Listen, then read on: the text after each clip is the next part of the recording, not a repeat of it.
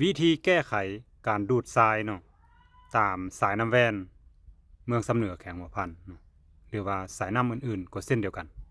ซึ่งเป็นผลกระทบให้กับประชาชนเนาะที่อยู่สองฝากฝั่งน้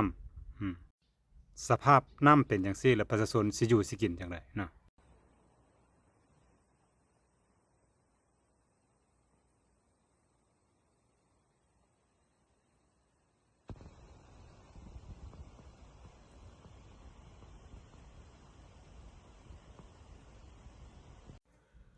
ทุกอย่างในโลกนี้มันมีวิธีแก้ไขปัญหาของมันเฮาไปเบิ่งวิธีแก้ไขปัญหานำกันอันนี้แม่นสายน้ำแว่นเนาะไหลผ่านแขวงเสียงขวางไหลผ่านเมืองหัวเมืองเนาะลงไปลงไปอยู่รองแว่นเนาะถ้ากรณีมีการดูดทรายอยู่กลางน้ำมันก็จะเป็นแบบนี้เห็นป่ะแล้วก็ปล่อยลงน้ำเลยเห็นป่ะมันก็จะเป็นแบบนี้เห็นป่ะทางเมืองแว่นมันจะขุ่นตลอดเวลาเนาะนั่นสิเนี่ยจะสังเกตเบิ่งมันจะขุ่นตลอดเวลาถ้าปล่อยลงน้ำเนาะดูดหรือปล่อยลงน้ำวิธีที่1แม่นเฮ็ดอันนั้นเนาะเฮ็ดฝายแล้วก็เฮ็ดอันน่ะเคลื่อนเนาะกันน้ำไว้เนาะเพื่อให้อันน่ะมันตกตะกอนเพื่อให้น้ำขุ่นมันตกตะกอน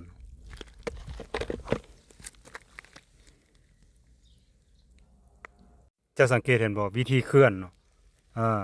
มันไหลลงมาทางลุ่มนี่มันค่อยตกตะกอนลงไปเห็นเนาะมาเบิ่งบอลน้ำไหลออกเคลื่อนเนาะมันยังใสปิ้งเห็นเนาะใสปิ้งลงไปเมืองแว่นพุ่นก็ใสปิ้งเห็นโอนน้ำมันตกตะกอนก่อนแล้วเนาะก่อนสิมันสิไหลลงมาทางหาเมืองแว่นเห็นเนาะวิธีที่2นี่แม่นได้ผลดีสูงสุดเนาะอยู่ต่างประเทศเขาก็ใช้ก็คือว่าดูดทรายนี่เนาะดูดทรายนี่น่ะเนาะมาใส่อ่างบำบัดเนาะอ่างบำบัดน้ำหลังจากมาใส่อ่างบำบัดน้ำสร้างอ่างบำบัดน้ำไว้เนาะดูดมาใส่ดูดมาใส่เนาะแล้วก็เฮ็ดประตูน้ำเนาะปล่อยลงใส่น้ำเนาะถ้าจนอ่างบำบัดน้ำเนาะเด้เจ้าสังเกตเห็นบ่ใช้เวลาบ่โดนปานใดมันก็ตกตะกอนแล้วเนาะหลังจากตกตะกอนภายใน 2-3 มื้อบ่อยู่ในหนองหรือว่าอ่างเนาะบำบัดน้ำหั่นเนาะเดี๋ยวเจ้าจึงปล่อยลงน้ำแว่นก็ได้เด้ปล่อยลงเอาน้ำใสๆแล้วปล่อยลง